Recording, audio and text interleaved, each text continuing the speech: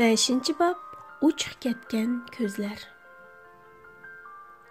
Degandek, hətta axırı qalmayla Yavuz bəyning chet elda o'qish rasmiyati xonliqning jiddiy ish sifatida nihoyat tezli bejirilib, munosabatlik yo'l xati, xarajat qatorliq lozimatliklar uning qo'liga tegib bo'ldi.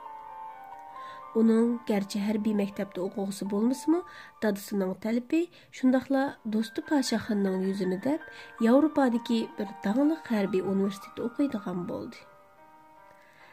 Jalol Shayx bu ishning shuncha tez hal bo'lganligidan hayron qoldi ham cheksiz xushal bo'ldi. Uning buncha tez, buncha baldur yo'lga chiqishini bosh solg'un Pashaxon o'zi alohida ta'kidlaganligidan ular uni sahardla yo'lga solib qo'ymoqchi bo'ldi. Ularning uyi Yavuz bəyning ona taraf jamoatining tuqqanlari bilan bo'ldi. Jalol Shayx dashqazon esib, masjid jamoatiga nazar berdi. Ular uzoqdan uzoq Yavuz bəyga oq yo'l tilab duo qilishdi.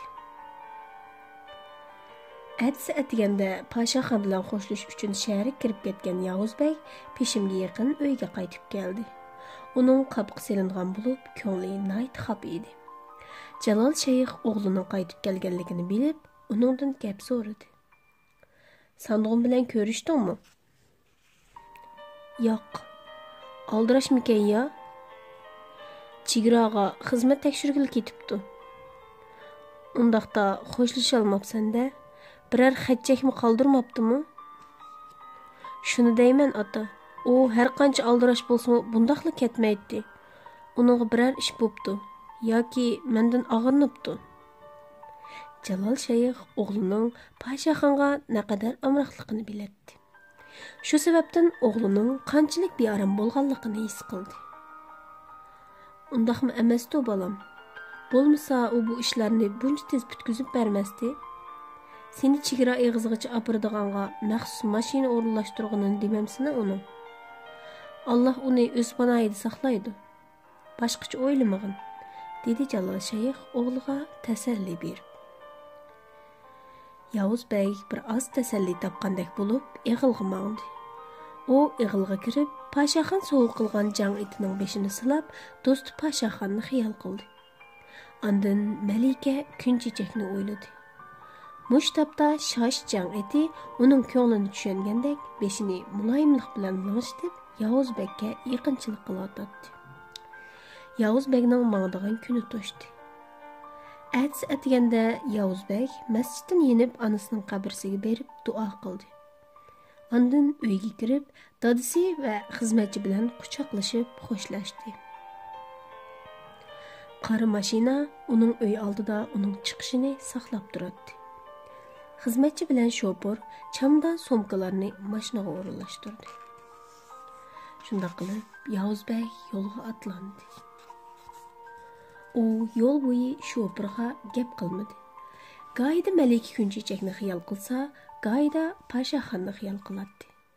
Ish qilib uning ko'ngli xush emas edi. Chunki u har ikki yaqin odami bilan xo'shlasha olmagan edi. Bo'libmi Pashaxonning o'ziga xush demay yo'qolib ketishi hamda Pashaxonning o'zini punch tez mangdirishi uni gangirtib qo'ygan edi. 40 yoshlarning qarsini olgan oqchat shopur ustam gapchi odam bo'lib, har xil qiziq paranglarni qilib Yavuz bəyning ko'nglini tutmoqchi bo'ladi. Shopur ko'nglida buncha imtiyozga erishgan Yavuz bəyni xonadonlikning katta muhim odami bo'lsa kerak deb o'ylab qolgan edi. Shahar bilan chegara eg'izigacha bo'lgan orliq mashina bilan 3-4 kunlik yo'l bo'lib, mashina mangdigan cho'ng yo'l degidek yaxshi bo'lmaganlikdan safarda kechis qo'nib mengishga to'g'ri keladi.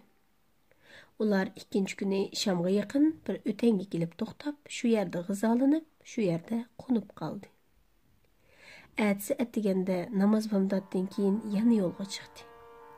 Bu kuni Yavuz bəyning ko'ngli oldingi kundagi qaraganda bir oz ko'tarilib qolgan bo'lib, ular uyoq-buyoqdan oz to'la paranglashdi.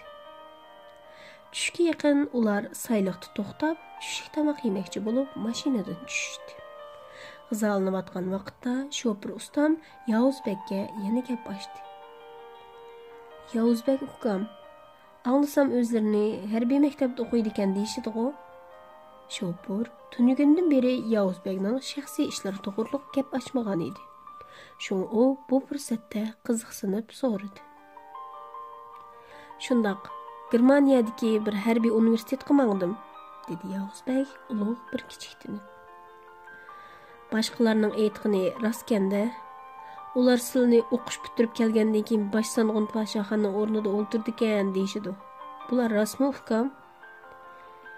Yavuzbek do'sti podshohning ismini anglab, yurga yetishgandek bo'lib, og'zidagi chaynayotgan nonni tasdi yutdi. Ammo u bu gapga aniq javob bermadi. Podshohon, u zodi nelardidir? Dedi Yavuzbek amroq do'stini o'ylab, xiyolga patqanicha. Anglasam, Shimoliy chegarada ish chiqibdimish. Boshsang'un shu yerga ketgan o'xshaydi, ukam.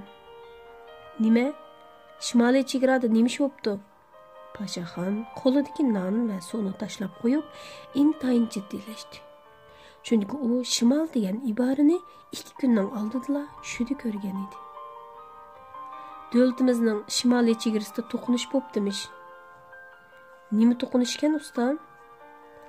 Men bu aniqni bilmadim, lekin ahvol ig'irdek qiladi. Onun yuragi qartidi qilib, cheksiz o'ylanish ichida qoldi. Podshohning meni aldirab mengishiga zo'rlashi mush ishdan bo'lmag'aydi. U sho'lashqa men bilan xo'shlashmabdi-da. U mening bu ishni bilsam, mening talab qilib oldingi hisobga berib olishimdan ansirgan gap. Ah, do'stim, aslida meni avaylab ekansan-da. U bularni o'ylab ko'ziga yosh oldi. O'rnidan darhol turib, shofirga jiddiy buyruq qildi.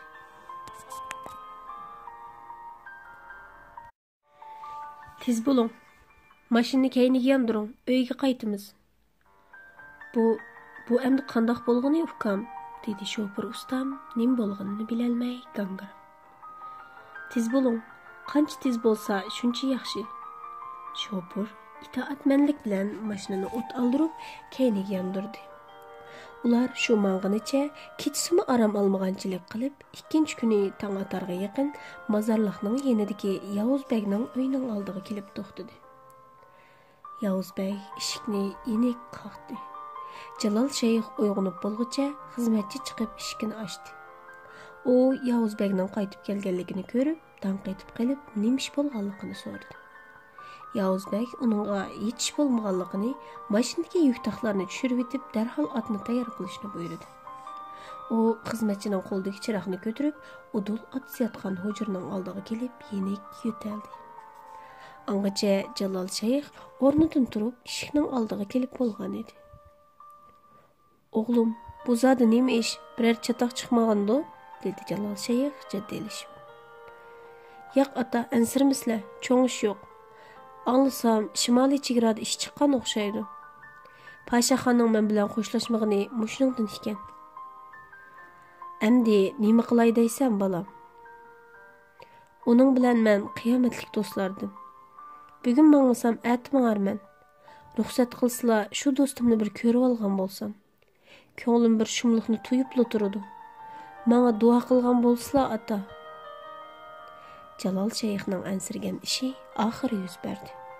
U o'g'lining vatan uchun yuragini sug'urib beralaydigan vijdon egasi ekanligini obdan biladi. Mana endi bundoq chog'da Jalol shayxning o'g'liga duo qilib, uni yo'lga solmoqdan boshqa chorasi yo'q edi. Ey ko'zimning nuri o'g'lim, seni ulug' Allohga topshirdim. Berib do'stingni topqin. Majburiyatingni ado qil. Navodi yaxshi kunning yomoni bo'lib qolsa, men sendan 1000 martaba rozi o'g'lim. Sen do'stlik, millat, vatan, ota-ona, qarindoshlaring oldidagi qarzingni ado qil. Sen Alloh topshirgan muqaddas vazifani, ya'ni vatanni, millatni, och sing'illaringni qo'g'da. Dushmanga qilchi rahim qilma. O'lsang shahid, qolsang g'ozi o'g'lim. Amin. Ota ko'zidan bir tomchimi yosh chiqarmay o'g'liga duo qildi. Otasining bunday qaysarligi o'g'lini tunji qitim ko'rib o'tdi. Mushtabda Yavuzbekka dadasining mukchaygan teni texmi ulug' ko'rindi. İgisini to'nigan jang eti o'ylining oldidagi cho'ng yo'lda kishinab turolmay qolgan edi. Yavuz bey berib atqa mindi-de shaharning shimoliy tarafiga tutishadigan yo'lga qarab chepib ketdi. U olam suzulay deganda shahardan xeyli yiroqlab tog' bag'ridagi chig'ir yo'lda chepib ketayotdi. Namoz vaqti bo'lganligini bilib, tarlab ketgan otni eriq bo'yidagi bir tip ujma daraxiga bog'lab qo'yib, tahorat oldi-da, uchsidagi chaponni yo'l bo'yiga selib namoz o'qishga boshladi. U duoga qo'l ko'targanda olam suzilgan bo'lib, oldi tarafdagi chig'ir yo'ldan bir to'p jamoatning upur-tupur chiqishayotganligini ko'rdi. U nim bo'lganligini bilish uchun aldirab duoni tugatdi, ondan ularning oldiga berib salom qildi. Assalomu alaykum jamoat. Shuncha aldirash mengishibla, dedi Yavuz bey suol nazar bilan ularga qarab. Va alaykum assalom qarindishim. Urush bo'ladigan o'xshaydi. Bizmi bu gapni hozir masjidda angladik, dedi jamoat orasidagi yoshli cho'ng bir kishi javoban. Xatibimizning aytishicha, chegarada qattiq urush bo'lib o'tibdimish, dedi yana biraylan gap qistirib. Yavuz bey bularni anglab, texmi jiddiylashdi. U chapinini silkibli uchisiga kiydi-da, etiga qamchi soldi. Yo'lni qisqartish uchun gahi chig'ir yo'llarda, gahi o'ydan cho'nqur edirlarda chepishga majbur bo'ldi. Uning at ustidagi chavandozlik mahorati ustun bo'lganlik uchun 2 kunlik yo'lni bir kunda bosdi. Uning nasllik jang etimi boshqa otlardan farqli bo'lg'achqa, shuncha uzun musofani hardim taldim demay chapdi. Shunda qilib u Qashqarayganda bir kanatga yaqinlashdi. Chigirga yana otliq bir kunlik orliq qolgan edi. Yavuz bey uyqusizlikdan shundaqla at ustidagi yo'l azobidan qattiq charchab ketgachga uning boshlari zing'ildab og'riyotdi. U mahalla to'qmishidagi notunush bir uyning darvozasini qoqdi. İçidən 10 neçə yaşlar çamısıdaki bir oğul çıxıb darvazını açqandan keyin yaşlı çoğun bir buvay onun aldığı çıxdı. Assalamu alaykum ata. Yoldan ötüb atqan yoluvchi idim. Ay qarang'usida yo'l mengish afsizdek turdi. Şoңlashqa dedi Yavuz bey atning cho'lurini qo'lida tutib tovanchilik bilan. G'arib xonamni ko'nglingiz tortgan bo'lsa, bu bizning baxtimiz bolam. Siz degan Allohning mehmini, shundaqla bizning mehminimiz. Qani, uy ichiga marhamat o'g'lim, dedi gapning oxirini tushungan buvay uningga qizg'in muomala qilib. Uy ichidan yana bir jup qiz yigit Yavuz bek bilan salomlashdi. Ondan heliqi yigit otni sovutqili ilib chiqib ketdi. Buvay Yavuz bekni uyga boshladi. Ondan oldiga dasturxon selib, oshko'ki purab turadigan bir qacha ugurini oldiga keldi. Yavuz bey tamoqni ishtaha bilan yeb bo'lgandan keyin buvay yana bir tovoqda tekshi tilingan muzdek qo'g'in tavuz ekilib, uning ussuzligini qondirdi. Yavuz bey uy egasidan minnatdor bo'lib, rahmatini bildirdi.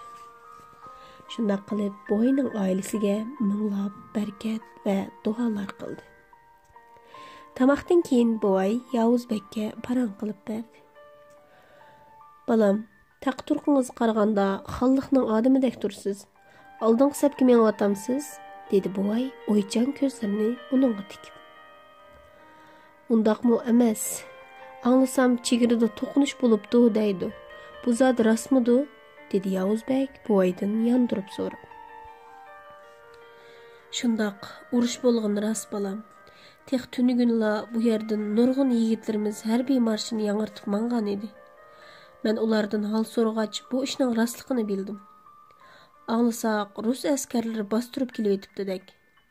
Jang maydonida yigitlarimizning qini daryo bo'lib eqibdimish. Yana boshqalarning deyishicha, boshsang'unimiz bu qitimqi jangda boturligini ko'rsatib, dushmanni bir qadam oldiga mang'ilib qo'ymabdimish. Yigitlarimiz qaltis karomatini ko'rsatibdi. Qo'shni eldikilar bizning qarindoshlarimizdan edi. Qandoq bo'lib ruslar paydo bo'lib qolgandi? Anglashimcha, Stalin xalqni ozod qilish degan shiorni ko'tarib chiqib, ularning davlatiga bostirib kiribdi-dek. Endi anglasak biz turkmanlarni ozod qilmoqchimish.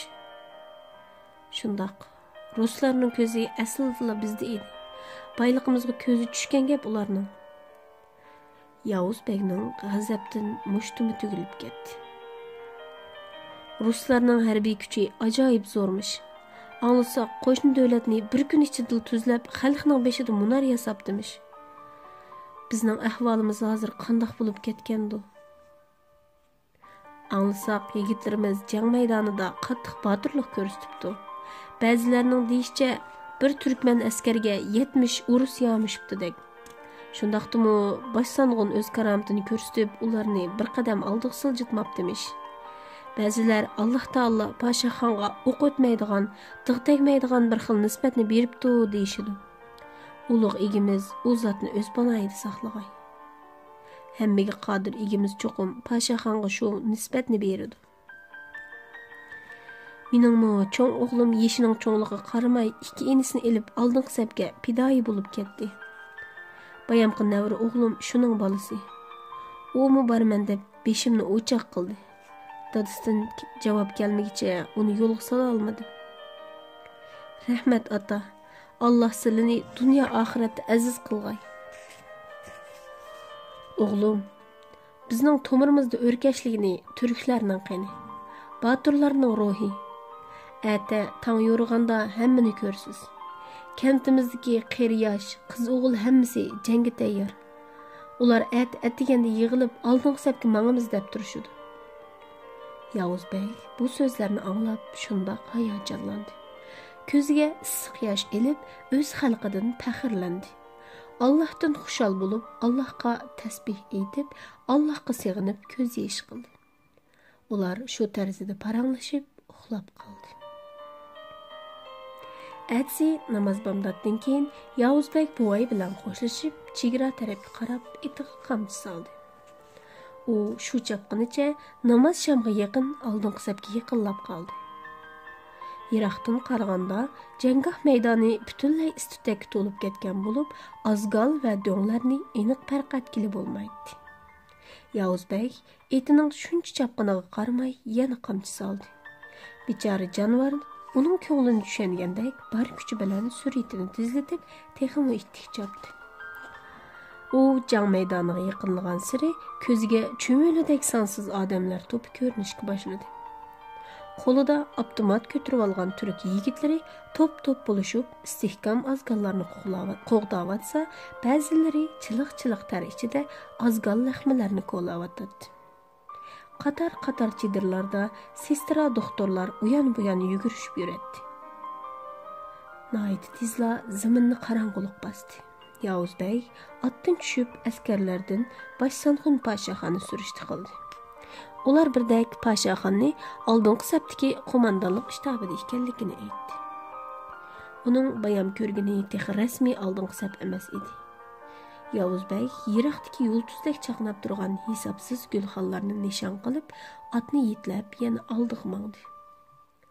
U oldiga mangan siri bu yerning noyati jimjitligini, shundoqla gulxon bo'lib ko'ringan o't yolqinlarning jang maydonidagi chatqal, daldirax o't cho'plar dövisining kuyib tugmagan o't qoldiqlari ekanligini his qildi. Shu chaqdala u buningdan dahshatli kunduzlik jangning texi amdala oxirlashganligini bildi. Qarang'uda Yavuz Bek qayerga mengishini bilolmay yo'lni silashtirib, paraz bilan oldiga mengiverdi.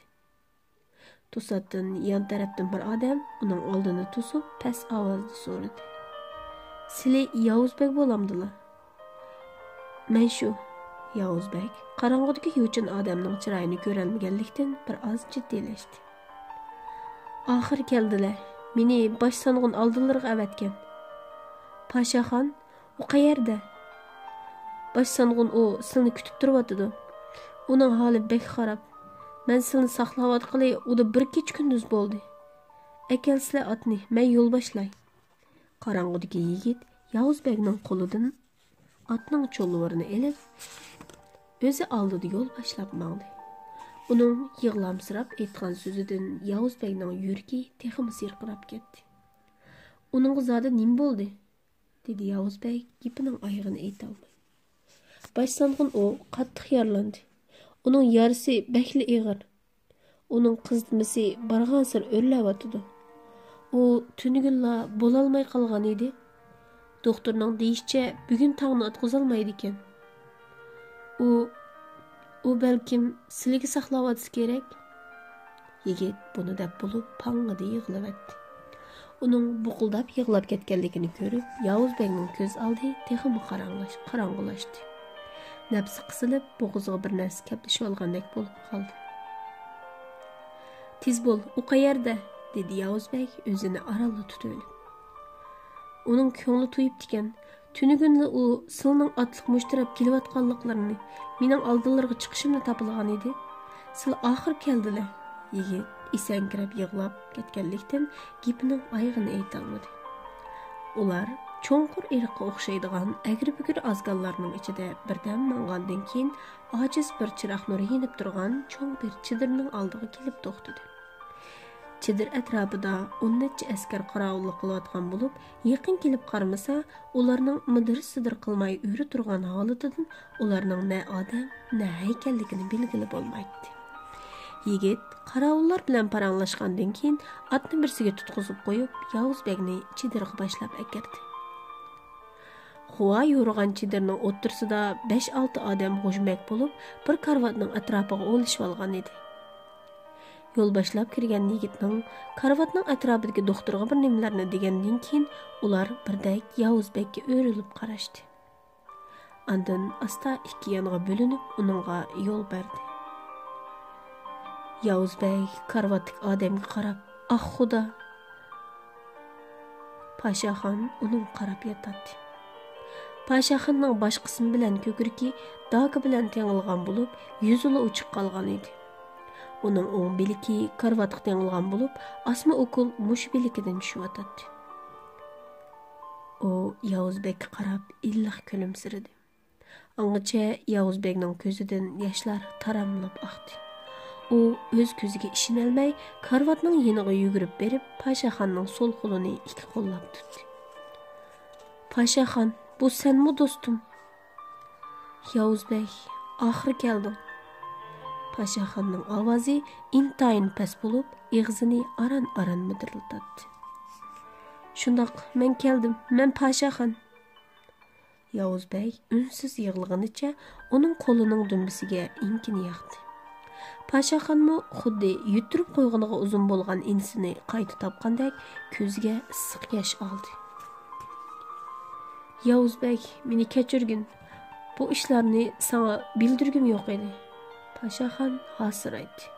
So'zining har bir bo'g'imi orliqida bir qitim tasli tinganchilikla qiladi. Atrofida qarab turgan ikki sestra qiz uning bu holiga qarab chidab tura olmay yig'lab tashladi. "Sana deydigan nurg'un gaplarim bor edi. Ahvolim o'zimga ayon. Men bu ishlarning buncha bo'lib ketishini xiyolimga keltirmabdiman. Ular bizni aldabdi. Biz dahi o'ttirimizda kelishim bor deb o'ylabdimiz. Armanda ketadigan bo'ldim, Yavuzbek." "Yo'q, Pashaxon. Biz Alloh oldida nima deyishgan? Qur'on tutgan qo'ling mushugu. Bizning va'damiz bor, Pashaxon." Yavuzbek vaqt qistab qoldi. Yiliq kuni o'g'u chiqqanda chayon putumni chaqib oldi. Sen u yerni pichoq bilan tilib zaharni sho'rvatding. Men saq qoldim. Lekin sen necha kun hushsiz yotding. Shundan beri mening yenimga seni Alloh avatdi deb o'ylaydim. Endi gapimga quloq sol. O'ylaganlarim to'g'ri ekan. Sen yana kelding. Sen endi qaytqin." Yavuzbek Pashaxonning buncha taslik tortib ketganiga chidab tura olmay, bo'g'ilib yig'laganicha uning so'zini bo'ldi. "Yo'q, men qayta olmayman. Qarab tur, Pashaxon. Ya ular yashaydi, ya men yashayman." "Yavuzbek, gapimga quloq sol. Biz bo'la olmadik. Farq nihoyat cho'ng.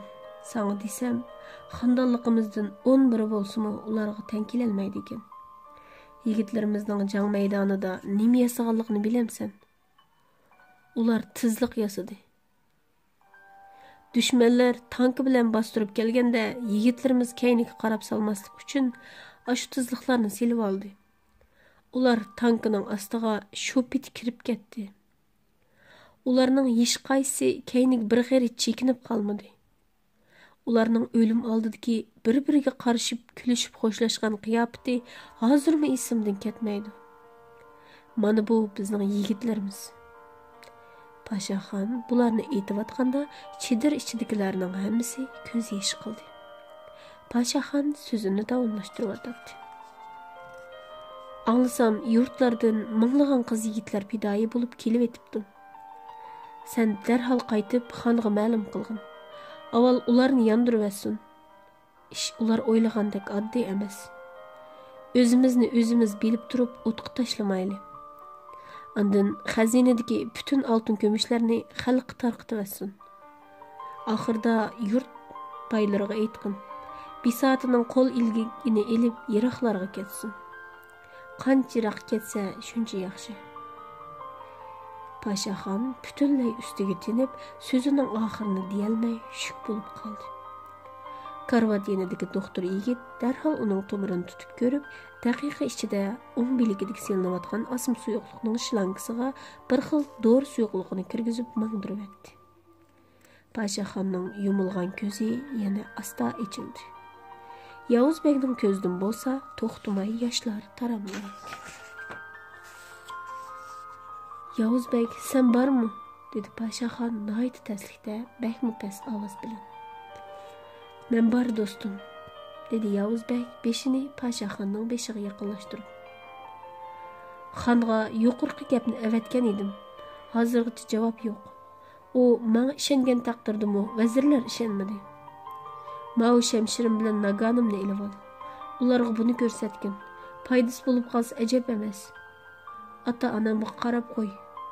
Meningmi ketadigan chig'im bo'lay dedi Yavuzbek. Men shehidlarimning yanida turishim kerak.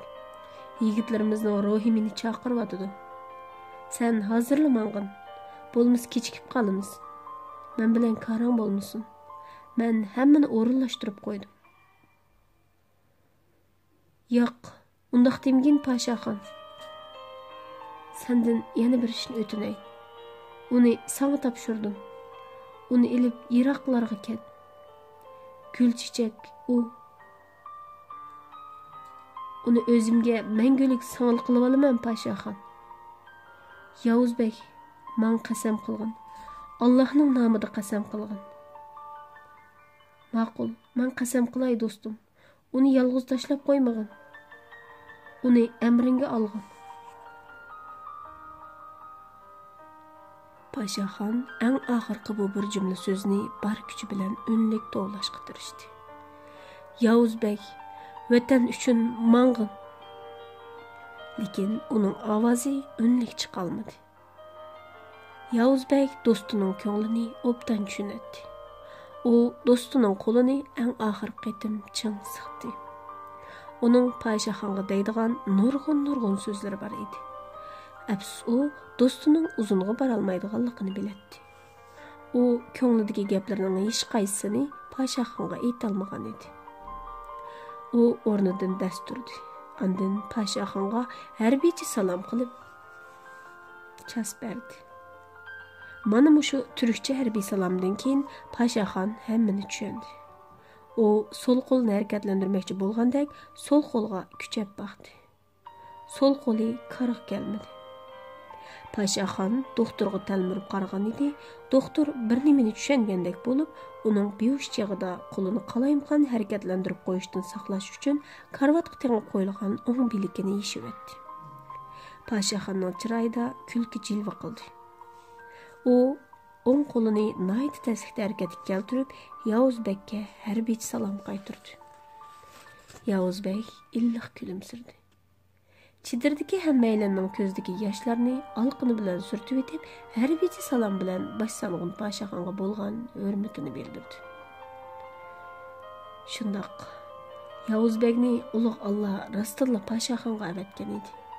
Agar Yavuzbek oldingi saptiki o't yolqinning orasiga kelib, bu turkcha harbiy salomni bermagan bo'lsa, Pashaxon mangu armonda ketgan bo'ladi. Yavuzbek yilqi yigit bilan chedirdan chiqib ketmoqchi bo'lganda, eng oxirgi qitim jon-jigar do'sti Pashaxonga o'rilib qaradi. Paşaxon yili ham illiq kulimsirguncha uningga salom berib turadi. Uning bu yiqimli harbiy salimidan uning Yavuz Bekka bo'lgan cheksiz do'stligi, ishonchi va oxirgi umidi chiqib turadi. Yavuz Bey chidirdan chiqib ketdi. Yavuz Bey bilan yo'l boshlag'uchi yigitning oyoq tivishi yiroqlab ketgandan keyin Paşaxonning ko'zi tadrijiy yumilishga boshlab, qo'li pastga asta tushib ketdi. Chidirning ichida yig'zor ko'tarildi. Yavuz Bey yo'l boshlag'uchining hamrohligida Paşaxonning harbiy qo'mondonlik mashinasida o'ltirib, uchqandek minib ketdi. Chet elda ishlangan bu dala mashinasi maxsus jang maydonlariga moslashtirilib ishlangan bo'lib, shu davrlardagi eng ilg'or mashinalardan hisoblanadi.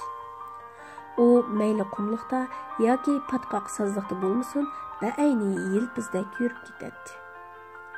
Ular shu mang'inicha atsi ig'ir aliyatquda shaharga kirib keldi.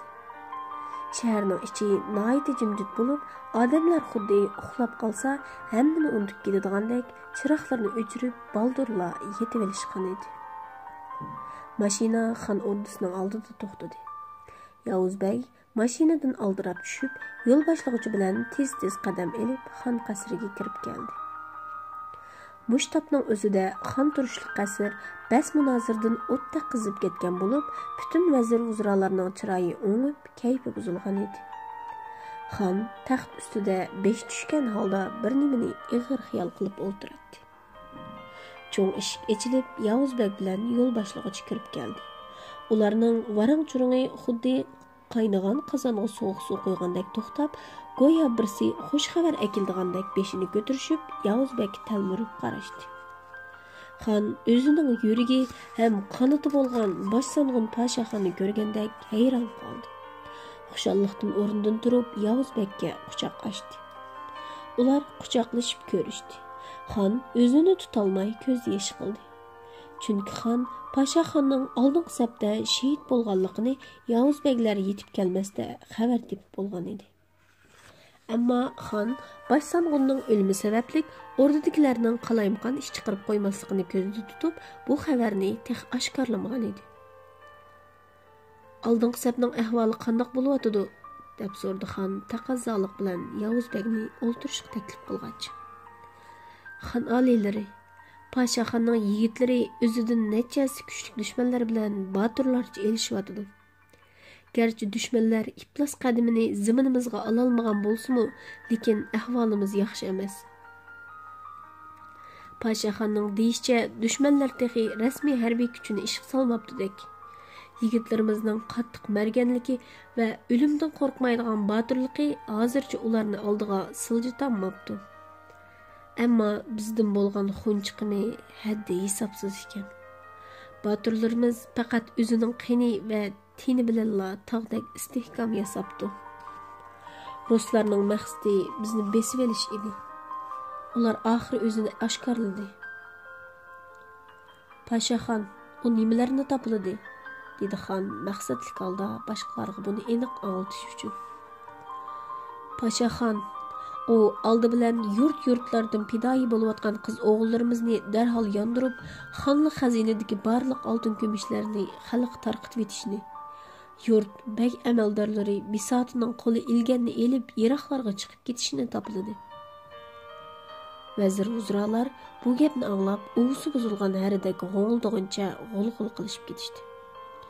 Nima gap bu amdi? Xalqni urushga safarbar qilishdi yo'q texi. Aksicha bu ishni qilamdi. Xonlik taxtni tajovuzchilarga qo'sh-qo'llab sunsoq bo'ladi ekanda. Xonlikni xonlik qilgan xazinamizdagi boyliqqa qarab turib uni buzib chasaq gunohidan qachon chiqamiz? U ish bizga xos emas. Oxirgacha elishimiz. To'g'ri, elishqinimiz elishqan. Oxirgi tiniqimizgacha ko'rish qilamiz. G'ulg'ula isyonga aylanay deb qilyapti. Xon qattiq g'azab bilan "Xapshuk" deb varqirdi. So'rin ahli xonning bunda g'azablanganini azaldan ko'rib baxmagan edi. Xonmi mushtobda o'zining burunqa yavash, sipoyiligini tashlab, haqiqiy g'azab qilichini ko'targandek qiladi. Chunki Başsanğun Paşaxonning o'limi xonga qattiq ta'sir qilgan bo'lib, uni ig'ir uyqudan silkib, boshqacha bir odamga aylantirgan edi. Ko'pchilik xonning g'azbidan qo'rqib saldak oqqizgan g'ulg'ulsini darhol to'xtatdi. Paşaxon to'g'ri aytibdi, dedi xon o'rnidan dast turib. Biz o'z vaqtida uning gapiga quloq solmadik. Uning so'zi oldimizga keldi. Bo'ladigan ish bo'ldi.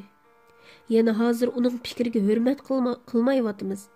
Qani qaysinglar ballariңlarni oldingi sapga yo'lga sola oldinglar? Qaysinglar jangga berib, qon kechib urushib qilib baqdinglar? Ay qarindoshlarim, bizga asqatqini yanil xalq. Xo'sh, o'ylab beqinglar. Qo'shnimiz bo'lgan davlat harbiy kuchda bizdan qanchalik kuchlikdi? Ularning ahvoli qanday bo'ldi? Yomon kelsa, mening kallam elinar. Lekin ish buninglik bilan oxirlashamdi. Amaliyotda dushmanlarning maqsadi nima? Ularning maqsadi bizning boyligimizni bulan taraj qilish, boyliklarimizni o'zining ziminiga boshlash. Ular buning uchun oldi bilan bizning begunoh kishilarimizni, bag'to'rlarimizni qirg'in qildi. Ondan tadrijiy qiz ayollarimizni dafsanda qiladi. Biz amdi bakli kechikdik. Xilili kechikdik. Amdiki majburiyatimiz nima? Biz amdi nima qilishimiz kerak? Amdiki majburiyatimiz qandoqli bo'lmasin xalqni qo'g'dab qelish, behuda qon to'kilishining oldini olish. Xon bu so'zlarni aytayotganda o'rda ahli beshini tuvan silib, ilgari o'zlarining Başsanğunga qilgan muomalasini qayta o'ylanishga boshladi.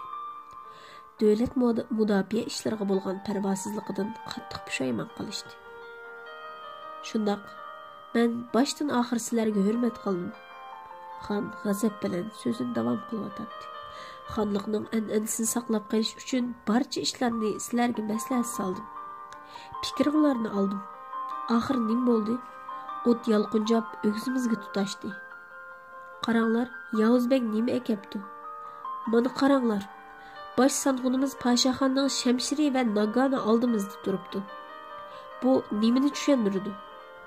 Shuning uchun men o'z nomim bilan yorliq tushiraman. Vatan qo'g'dash urushiga atlangan barliq qiz o'g'il fidoilarimiz oldingi sapga berishdan darhol to'xtasin. Tong atqucha xazindagi barliq oltin ko'mishlar xalqning o'ziga tarqatib etilsin. Taqsimot jarayonida harbiylarning oila tavobatlariga beriladigan nafiqa xazindagi boylikning 3dan 2sidan oz bo'lmasin. Moliya vaziri, siz bu ishga o'zingiz qo'l tiqaysiz. Tong atqucha butun xalq buningdan xabar topsin. Tashqi ishlar vaziri, siz qo'shni eldagilar bilan darhol aloqalashing. Ba'zi odamlarimizni ular tarafga o'tkazib o'taylik.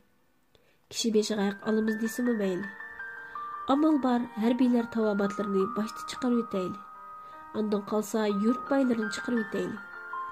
Esinglarda bo'lsinki, dushman shu darajada qabihki, bir tal tilla uchun 100 odamning beshini kesishdan yonmaydi. Hurmatli azizlarim, hozirdan boshlab qaysinglar ulug' Allohning oldidagi va xalqimizning oldidagi majburiyatinglarni unutib qolmasliklarini so'rayman. Navoda aramizdan xon yorligiga bo'ysunmay, ishni keyingi so'rguvchilar chiqib qolsa, xonlikning qonuni bo'yicha qattiq bir taraf qilinadi.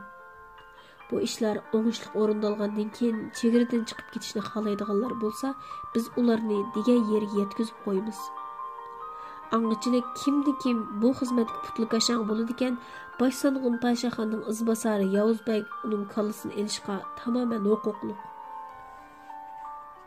Xon bularni degandan keyin burilib Yavuzbekka qaradi.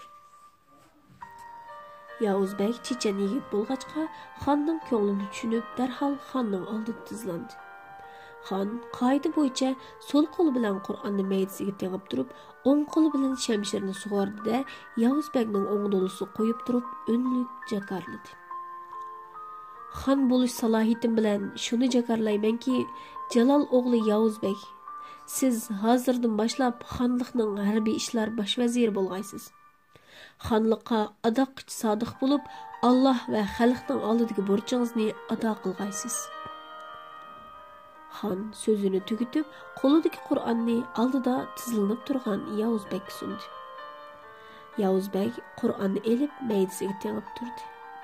Xan yana Paşaxonning shamshirini Yavuzbekka sundi. Yavuzbek o'ng qo'lida shamsharni egiz ko'tarib turib qasam so'zi qildi. Menki Jalol o'g'li Yavuzbek shundoq qasam qilamanki, xonliqqa adoqqa sodiq bo'lib, Alloh oldidagi burjimni ado qilishga bor kuchim bilan tirishaman. Yavuzbekning vazifaga o'ltirish qasam so'zi tugagandan keyin oldi bilan xonning yonidagi xos xizmatchi tizilib, xonga hurmat bildirdi. Arqadan orda ichidagi barliq vazir vuzrolar zodi nima ish bo'layotganligini bilolmay gangrashqincha kayni-kaynidan tizilib, xonning qaroriga hurmat bildirishdi. Xon Yavuzbekning turishiga ijozat qildi. Yavuzbek o'rnidan turdi. Arqadan boshqa vazir vuzrolarning o'rnidan turishib, qoida bo'yicha boshsangun Yavuzbekka muborak bo'lg'ay. Boshsangun Yavuzbekka muborak bo'lg'ay deb unlik tovlashib, uni tabriklashdi. Xon hammaylanga qarab unlik buyruq qildi. Qani azizlarim, atlaninglar. Vazir vuzrolar darhol tarqilishib, hammasi o'z ishiga menishdi. Kengash zalida faqat Xon, Yavuzbek, shundoqla xonning xos xizmatchisi uchaylanli qolgan edi. Xon xizmatchiga qarab qo'ygandan keyin u darhol chiqib ketdi. Xon taxtda chekisini ikki qo'llab tutqunicha beshini sangiltib o'ltirib ketdi. Ondan qattiq bir uh tortdi. Yavuzbek, yana qanchalik bardoshlik bera olamiz, dedi Xon yerdan beshini ko'tarmasdi. Uzunlik qolmadi xon oliylari. Atik oqshomni o'tkazalsakla cho'ng ish bo'ladi. Farq shuncha zo'rmikan? Farq bizning o'ylaganimizdan zo'r oliylari. Xondanlikning bugungi holiga men sababchi Yavuzbek. Yo'q oliylari, siz tirishib baqdilar. Ammo zamon sizga baqmadi. Shundoq men qancha qilib baqdim.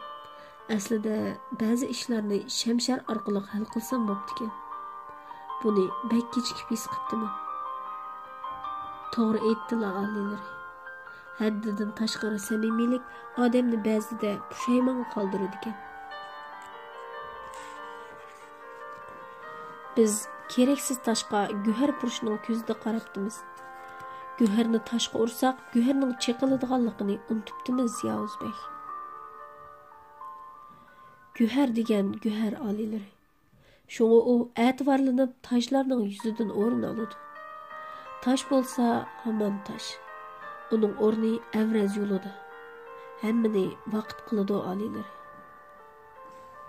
Endi nim qilay deysan Yavuzbek?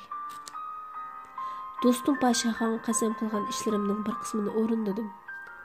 Endi Yavuzbek gipining oyog'ini yutib etdi.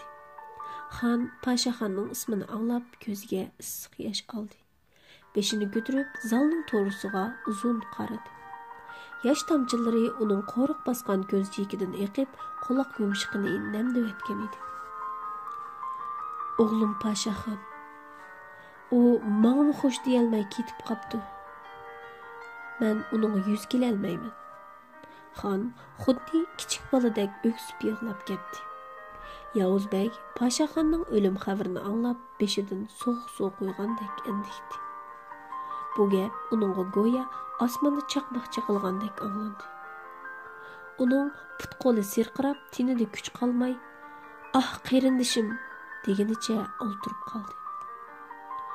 U Paşaxonning shamshirini yuziga yoqdi. Xon o'rnidan turib, tizlanib o'ltirib ko'z yosh qilayotgan Yavuzbekning qishiga bordi. Ondan uning beshini atlarcha silab turib, uningga so'z qildi. "O'g'lim, ko'z yoshi bilan hammani asliga kelgil bo'lmaydi ekan. Endi o'rningdan turg'in. Necha kundan beri qanchalik jafo tortqining menga ayon.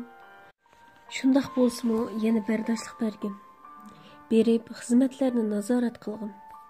Paşaxonga hech nima qilib bera olmadik. Uning orzusini bo'lsin o'rindayli.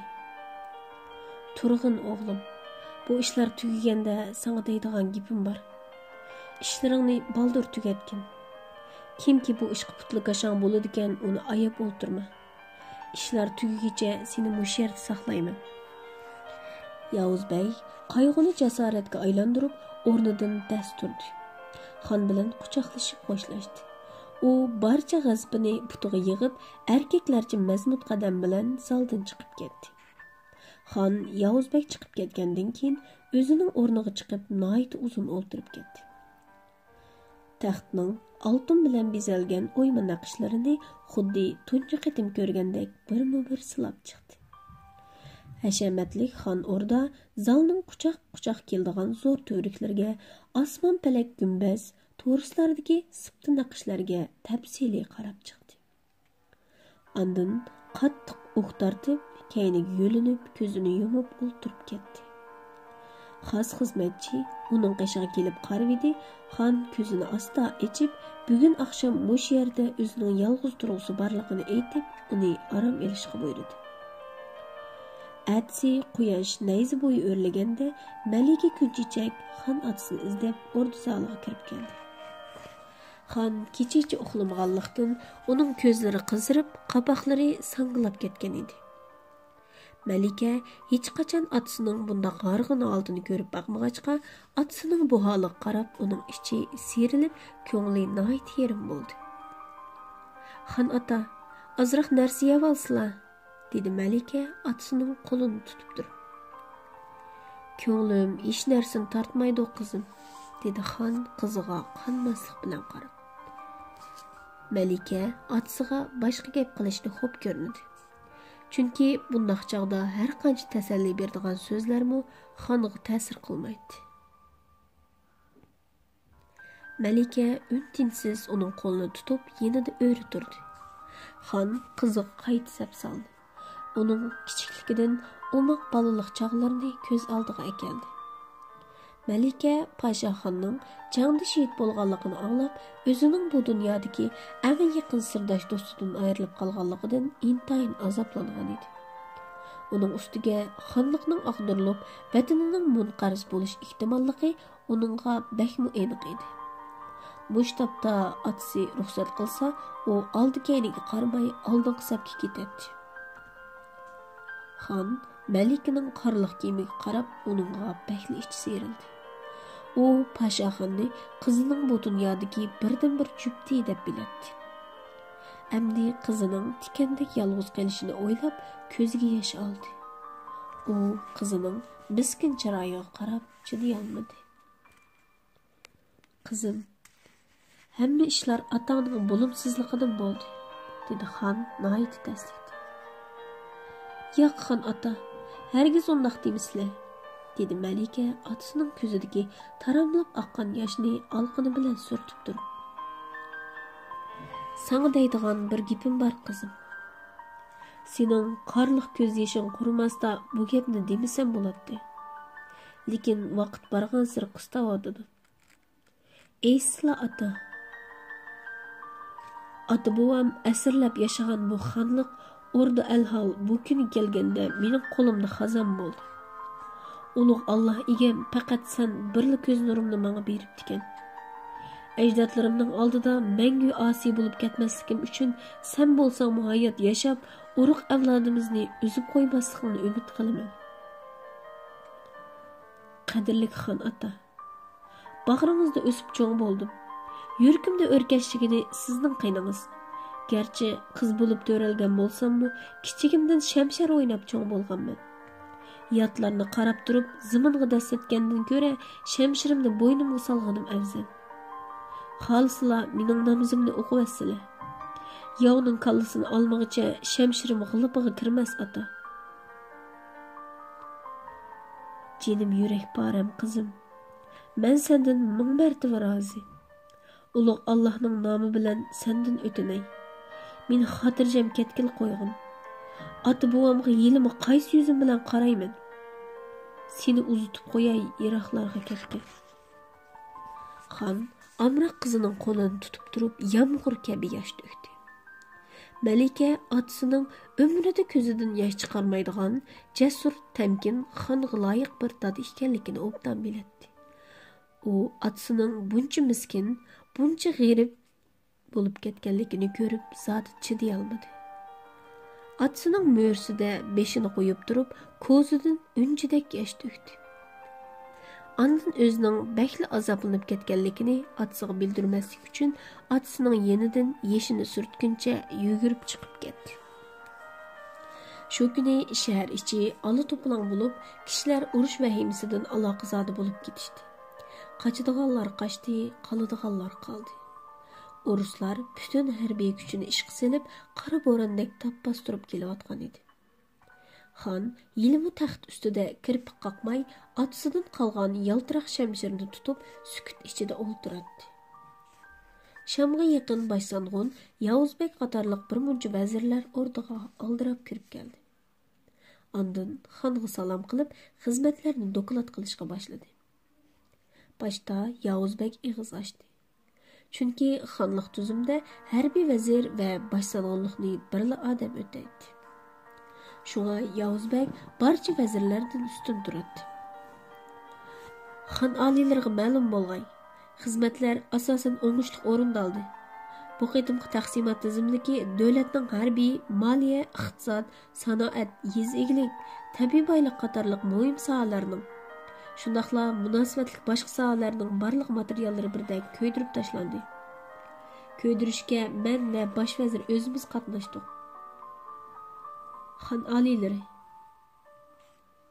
Xan söz başladı. Tashqi ishlar vaziri xonga hurmatini bildirib, qo'shni davlatlar bilan aloqalashdi. Ular bizdan borganlarga ishigini ochadigan bo'ldi. Lekin ularmo qo'rqib qapti. Nayt osondagi yurt boylari sanoqli harbiylarning oil tavobatlarla chikitishni xohlaydi ekan. Ularni yo'lga selavatdi. Ko'pincha yurt boylari qasr ham malvaronlarga paylamay chikitishni xohlamadi. Ular bizning so'zimizga qaraganda yaqin oltin kumushga bakrak ishonda bo'lg'ay aliylar. Aliylarga ma'lum bo'lg'ayki, deb so'z boshladi shahar qo'g'dash qo'mondoni. Askarlarimiz to'liq qurollanib shahar atrofiga o'rnashib bo'ldi. Yigitlarimizning irodasi bakli mustahkam. Ular dushman kallasidan do tikishyotdi. Xonning ko'ngli ularning so'zini anglab bir oz aromiga tushgandek bo'ldi. U o'rnidan turib vazirlarga so'z qildi. Alloh sizlarni mangu o'z panoyida saqlagan. Har qaysinglar ko'p arziyat chekdinglar. Har qaysinglarga atab xazinada azroq bir narsa qoldirdim. Alıdığınlarını elib dərhal ordudan ayrılğaysızlar. Qancha yiroqqa ketsanglar shuncha yaxshi. Shahar qo'g'dash qo'mondoni, siz yigitlaringizni dərhal tarqitib eting. Orduning butun ishiga to'liq echib etilsin. Vazirlar xonning bu so'zdan hayron qoldi ham qattiq ta'sirlandi. Ular ko'zlariga issiq yosh elishib, xonga bo'lgan sadoqatini bildirishdi. Bosh vazir atrofidagi vazirlarga toza bir qarab olgandan keyin so'z boshladi. Xon oliylari, baya biz huzurlarga kirguncha oldin ola deyishib bo'lgan. Ulug' Allohning quli bo'lish sifatimiz bilan xonmonlikqa bir umr sodiq bo'lib keldik. Xonning osh tuzini yeb, vatanning suyini ichib cho'ng bo'ldik. Endi xonliqning beshiga kun kelganda peshimizni qiqib chiqib ketish biz erlarga qilingan zo'r haqorat. Beşimizning chepilishiga rozimizki, tinimizning vatandan ayrilib o'zga yurtlarda sarson yurishimizga asla rozi emasmiz. Atimizning o'g'li bo'lish sifatimiz bilan bizning qinimizni vatan tuprog'iga oqqizishdan o'zga xushalligimiz yo'q oliylar. Bizni kechirgaylar. Xon vazirlarning bunday xulosa chiqarishini o'ylab baxmagan edi. U vazirlarga qaytadan qarashga boshladi. Shukri ey Alloh, meni shuncha azizlig'iningga ming shukri. Manga beribsan Hazrati Alidek botur vazirlarim borlig'ini bilmay yuribdiman. Xon bulardan qattiq ta'sirlandi. Shundaqdimi u so'zini keskin davomlashtirdi. Aytqininglar barhaq vazirlarim. Lekin men sizlarning shohidinglar. Meningmi o'ylaganim bor. Mening sizlarga aytganlarim butunlay yorliq. Mendan rozi bo'lgaysizlar. Men sizlardan ming martaba rozi. Ko'zim ochiq ketmasin desanglar, darhol deganlarimni bajo keltiringlar. Shoh yorliqi tamom. Xon so'zini tugutish bilan o'rda ichini yig'zor qopladi. Chunki xonliqning yorliqiga bo'ysunmoqdan o'zga chora yo'q edi. Ularning nazarida xon yorliqiga bo'ysunmaslik Alloh oldidagi osiylikdan derak beradi. Vazirlar xonning oldiga navbat bilan kelib quchoqlashib xo'shlashdi. Ondan eg'ir qadamlar bilan xonga qiyolmagan holda ordu zalidan chiqib ketishdi. Zalda xon bilan Yavuzbek ikkalanib qolgan edi. Birdamlik sukutdan keyin xon Yavuzbekni oldiga chaqirdi. Yavuzbek, sana deydigan bir gapim bor edi. Rad qilmasligingni umid qilaman. Da'varsizlar oliylari, dedi Yavuzbek. Qizim kunchechak tug'ilganda onasi uning yuzini ko'rolmay bu dunyo bilan vidolashgan edi. Uni hozirgi enik onasi beqib cho'ng qildi. Men davlat ishlar bilan aldirash bo'lib, uningga otaliq mehrimni berolmadim. Amdilikda Pashaxonmi uni tashlab qo'yib ketdi. Bichora qizimning yolg'iz tikanda qolishini xohlamayman. U xonlikning birdan-bir mirosxo'ri. Uni saqlab qolish, xonlikni saqlab qolish bilan barobar. Şoğlaşqa, uni avval ulug' Allohga, uningdan keyin sana topshirmoqchiman. Yavuzbek oldingi navbat xon bilan ko'rishganda Podshohxonga bergan qasmidagi bu gapdan ig'iz chiqara olmagan edi. Şoğlaşqa u boshqa ortiq gap qilmadi. Uning ustiga dushmanlar shaharga borgan sari yaqinlashyotdi. Xon xos xizmatchisini chaqirib, Malika va uning enik onasini tepib kelishni buyurdi. Hayal o'tmayla Malika kunchechak bilan enik ona zalga kirib keldi. Malika xonlikning qayg'usini o'z qayg'usi deb bilgachga, xonning oldida beshini yerdan ustun ko'tarmasdan azoblangan peti turadi.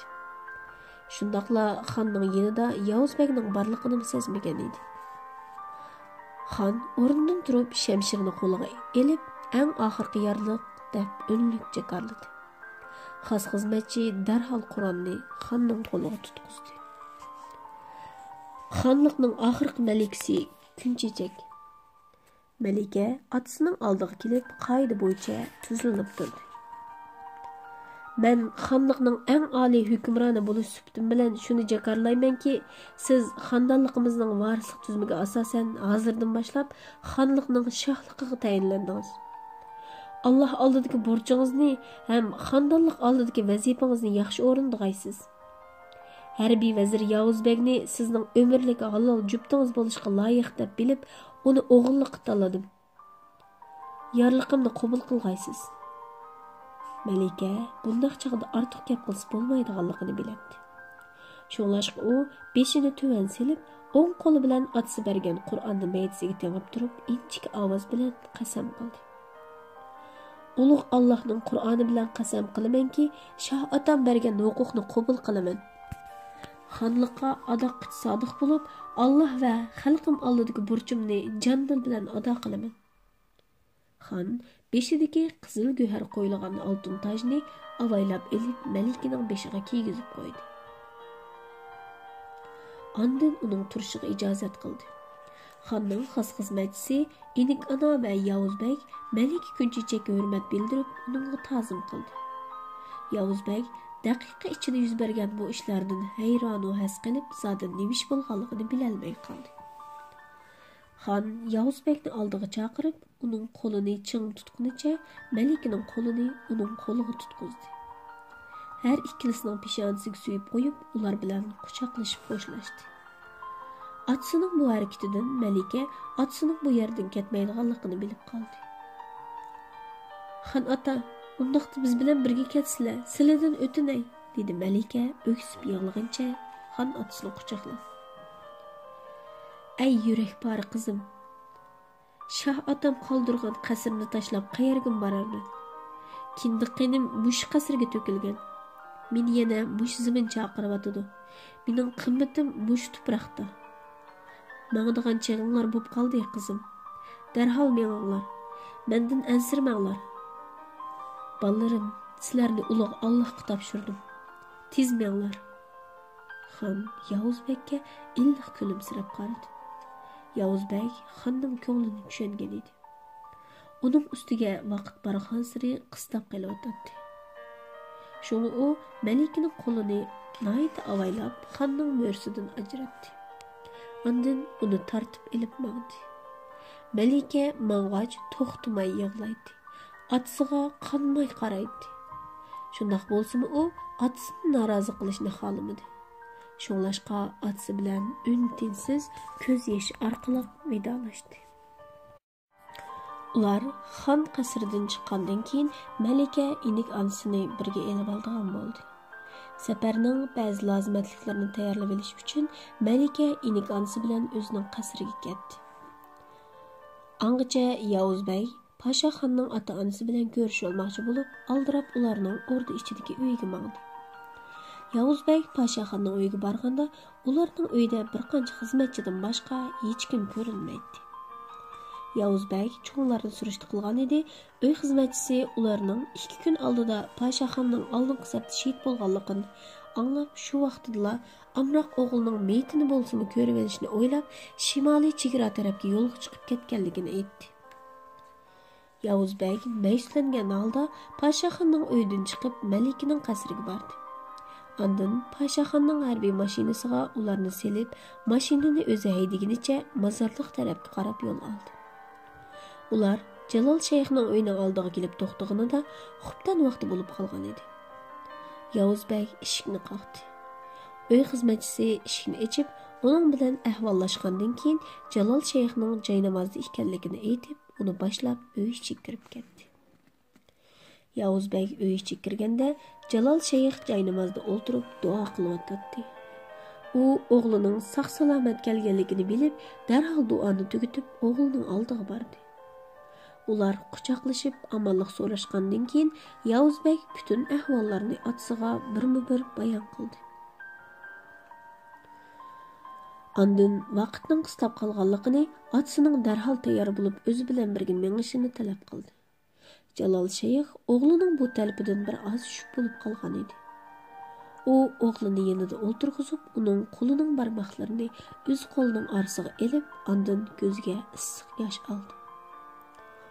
O'g'lim, seni qayta ko'rganimdan nihoyat xushalman. Alloh bizni yana jam qildi. Ahvoldan qaraganda sening Alloh oldidagi vazifang texim eg'irlabdi. Bo'pti o'g'lim. Peshonadagidan hech kim qochib qutula olmas. Sen mening o'g'lim, shundaqla vatan xalqning o'g'li. Adil shohni qo'g'dash, iymon e'tiqodni qo'g'dash bilan barobar. Deb kelsam, gap uzun bolam. Anang rahmatlik o'z vaqtidagi xonliq madrasining eng chiroyli guli edi. Go'zallik, latofatda gul uningdan xijil edi. Shu chaqda u boylik va inovatda hammadan ustun turadigan vazirning o'g'lini tanlamay, mendek bir musofirni tanlab, men bilan bir umr oddiy turmush kechirishga rozi bo'lgan edi. Meni o'z qatiga olib musofirligimni bildirmadi.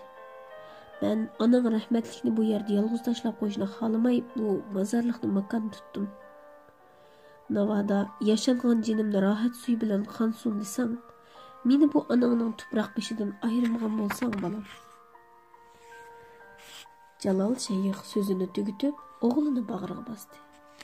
Yavuz bey otasining mijozini obdan bildi. U otasining ko'z yoshini qo'li bilan surtib, otasiga aytdi.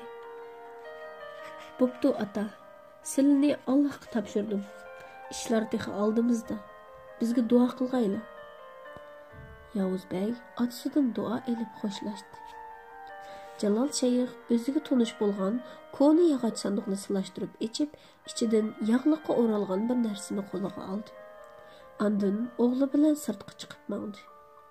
Ular eshik tubiga chiqqanda Malika kunchichakmi mashinadan tushib, eshikning oldiga kelib turgan edi. Malika Jalol shayxning ko'zining ko'rmaydiganligini bilgachga oldin salom qildi. Assalom ota, dedi Malika intayin xijil bo'lgan holda cho'nqur ta'zim qilib. Jalol shayx Malikaning salom ovozidan uning naqadar chiroyli, naqadar tarbiya ko'rganligini bilib, cheksiz xushallik qildi. Va alaykum assalom qizim, dedi Jalol shayx chiroyiga illiq kulgi yugurdi. Sizlarning keldiğininglardan xabarsiz qoptiman. Sizlarga tutqudek tuzukrak bir narsam yo'q, bolalarim. Bu yog'liqqa o'ralg'ini Yavuz beyning onasi rahmatlik hayot chig'ida ishlatgan zindat buyumlari edi. U mang'ar chig'ida bu narsalarni qizimizga topshirishni vasiyatlagan. Uning ruhi endi aram topadigan bo'ldi. Oddiy bo'lsin-u, buni eling qizim. Malika Kunchechakning bag'ri intayin sunuq edi. Jalol Shayxning atalarcha qilgan qizg'in muomalasidan u qattiq ta'sirlanib, yolg'iz qolgan xon otasini esiga oldi. Ondan ko'ziga kelgan issiq yoshni ko'rsatmasdan iliq kulimsirguncha sovg'atni qabul qildi. Balarim, tez bo'linglar. Manzil yiroq, vaqt qis. Sapranglarning qayoq ekanligini menmi so'ramay. Sizlarmi insonga tinmanglar. Tong otqucha bu yerdan ketinglar. Yo'lda paqas bo'linglar, sizlarni ulug' Allohga topshirdim. Qani yo'lga chiqinglar. Jalol Shayx qo'lini ko'tarib duo qildi. Ondan o'zining bo'ynidan doim tushirmay esib oladigan kichik bir dona qora tumarni yeshib, o'g'lining bo'yniga esib qo'yib aytdi. O'g'lim, bu tumarni o'z vaqtida men safarga manganda otam o'z qo'li bilan bo'ynimga esib qo'ygan edi. Men buni izchil yenimdan ayirmay keldim. Amdi bu sening. Buni yuttirib qo'ymag'in. Balangdan balangga qolsin. Yavuzbek ayrilishga ko'zi qiymagan holda otasi bilan eng oxirgi qatim quchoqlashib xo'shlashdi. Ondan mashinani ushqandek haydab mozorlikdan chiqib ketdi. Ular shu mang'inicha atsi tong yo'rg'anda shahardan xeyli yiroq joydagi ochi yo'l ig'ziga kelib to'xtab, to'g'ni elib olgan zapas mayni mashinaning maybagiga qo'yib yo'l tayyorligini qilib oldi. Bu ochi yo'l ig'izning biri janubiy chegara ig'ziga boradigan yo'l ig'izi, yana biri g'arb tarafdagi tog' o'rmonligiga boradigan yo'l ig'izi edi. Yavuzbek Malika xonadonlikda yuz berayotgan bu bir qator ishlar tufaylidan yo'l bo'yi ichib-pushuq tortib, tuzuk parang qilishmagan edi. Nega bordiganligini tex aniq bir nima deyishmagan edi. Yavuzbek ko'nglida chegaradan chiqib ketish eng oqilona usul deb o'ylaydi. Şoňa o sormayla chegara ig'ziga tutishadigan yo'l ig'ziga mengishga tamshaldi. Yavuzbek, chegaradan chiqib ketishni xohlamsiz? Deb yenik so'radi Malika beshini tuvan silib. Yavuzbek Malikaning bu so'zidan bir oz gangrab, mashinani asta turmazdi. Malika, sizningcha qanday bo'lar? Dedi Yavuzbekmi beshini üstün götürmey, Malikaga bo'lgan cheksiz hurmatini bildirib. Men Allohning oldida qasam berib, bu tajni topshirib oldim Yavuzbek. Buning qanchalik ig'irligi sizga ayon. Buni ajdodlarimiz necha asrdan buyon mushu zamonda tavlab, mushu zamonda taqab kelgan. Bu tajning qimmatimi dal mushu zamonda. Elhal bugünkü kelgende bu bebaha güverni özgülerinin vatanida xar qilg'im yo'q. Navada xohlasangiz ajdodlarimizning ruhi qo'nib qolmaslik uchun men buni elib, vatanimning tog'larini makon qilib bu yerda qolsam, siz inkonamni elib chegara qarab mangsangiz qanday bo'lar? Dedi Malika Yavuzbekka tikilib qarab. Yavuzbek Malikaning qarashlariga bardosh berolmay ko'zini yonga ilib qochdi. O ko'nglida Malikam, tindiqimli bo'ladi ekan, sizdan mangu ayrila olmayman. Bu mening Alloh oldidagi qasamim va burchim deganni o'yladi. Lekin buni ig'izdan chiqara olmadi. Yavuzbek hech qanday javob qaytarmay mashinani o'ng tarafdagi tog' o'rmonliqqa tutishadigan cho'ng yo'lga burdi. Malikmo Yavuzbekning o'zini qat'iy tashlab ketmaydiganligini bilgachga boshqa gap qilmadi. Ular shunday qilib, agri-bugri ketgan yilon bag'ri yo'llarda mashinasini guriltitib haydagunicha cheksiz so'zilgan tog' o'rmonliq tarafga qarab mengib ketdi. Xon Malika bilan xo'shlashib, shohlik taxtida uzundan uzunga o'ltirdi. Xos xizmatchimi uningdan bir qadam ayrilmadi. Xon uning ketishini talab qilgan bo'lsa-mu, xizmatchi uning gapini tingshig'ili unamay, ko'z yoshi orqali uning buyrug'ini rad qildi.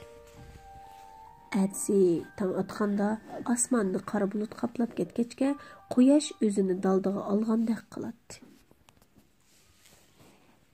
Xon kecha kirpiq qoqmay chiqqanlikdan saharga yaqin ko'zi uyquga ketib qolgan edi. Tuyuqsiz kimlardir bir kimlar xonning o'ltirgan zaliga alı tağıl tovlashib, qurolliq bostirib kelishdi. andın taxtda o'ltirgan xonning atrofiga chivindek olishib, uningga tushma-tushdan qurollarning uchini tanglashdi. Xon bu qalaymaqan ovozdan ko'zini ochib qaradi, bir to'p rus askarlari o'zini qorshib olgan edi. Shu paytda talatidan shumliq chiqib turadigan rus askarlarining oliy qo'mondoni zalga kirib keldi. U xonning tirik qo'lga tushganligidan xush bo'lib, xudini yo'qotgandek qiladi. U Udul xonning oldiga kelib, uning bilan paranglashmoqchi bo'ldi. "Sen yana nima o'yin o'ynamoqchi? Tek shaharning eshigini bizga ochib qo'yibsan. Bilib qo'y, men sendeklarning depiga usul o'ynaydiganlardan emas. Rostingni ayt." Tarjimon rus askari ravon turk tilida xonga buni uqtirdi. Xon oldidagi gidiyib turgan bu seriq chashqonga mesmigandek qilib kulib qo'ydi. Ondan tarjimonga qarab, "Oldimdagi bu saqlanmig'i deb qo'ying. Uning men bilan so'zlashish salohiyati yo'q. Men bu elning xoni. Men bilan so'zlashkisi bo'lsa, uningmi beshi kelsin." Tarjimon oliy qo'mondonga xonning so'zini birma-bir dedi. Baş qo'mondon buni anglab, xonning oldiga devaylab berib, uning yoqasini tutmoqchi bo'ldi-yu, lekin o'zini tutib, xonning oldidagi o'tqashdek Iron gilimiga birini tukirdi. Xon uning bu satqiliqidan kulib ketib, tarjimonga qarab aytdi: "Bu tarbiya ko'rmagan kishiga aytib qo'ying. Otasi uningga yoshli cho'nglar bilan qanday ko'rishni o'rgatmabdi ekan. Endi buningga men o'rgatib qo'yay."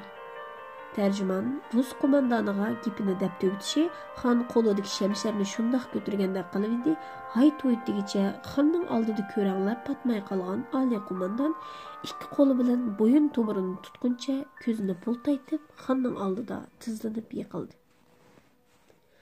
Xonning atrofidagi askarlar zodi nima ish bo'lganini bilolmay, o'ri-to'pi bo'lishib turganda, rus qo'mondonning bo'yin tomiridan chiqqan qon atrofdagi askarlarga fontandek chachrashga boshladi. Balliqidan boshlab shamshar o'ynab cho'ng bo'lgan Turkmaniston xoni otasidan bu hunarni nihoyat yaxshi o'rganib olgan bo'lg'achqa, bayon chaqmoq tezligida oldidagi xirqirab turgan to'ng'izning bo'yin tomirini bir shamshar bilan uzib ulgurgan edi. Askarlar qo'mondonning shamshar zarbasidan jon tolishayotganligini bilib, xonga o'q atmoqchi bo'lishdi. Lekin yana darhol to'xtab qoldi. Chunki bu qatimliq mustamchilik urushida odatdagi rus askarlarining xonlarni o'zi bilib etish huquqi yo'q edi. Mushtabdi xon shundoq chardaslik bilan shamsharni yana bir o'ynatib edi, xonning atrofida yumloq bo'lib turgan askarlar qiya-chiya qilishib chirqirashguncha yuz ko'zlaridan chiqqan qonni olqin bilan tutib ulgurolmadi. Shu chaqda ochiqqa chidamagan bir rus askari qo'yilib ketgan ko'zining eqib ketganiga qaramay, xonga qaratib qarasiga o'q uzdi. O'q ovozidan yurakka kelgan boshqa askarlarmi ochiqida tatildatib o'q etishga boshladi. Bu chaqda osmondagi qora bulutlar to'planib, chaqmoqlar chiqildi. Guldirmomilar zaminni tavratdi. Xon botirlar shahid bo'ldi. Qor yomg'ir sharqirab yoqqanicha xonning o'limiga qayg'usini bildirib, ko'z yoshi qilyotdi.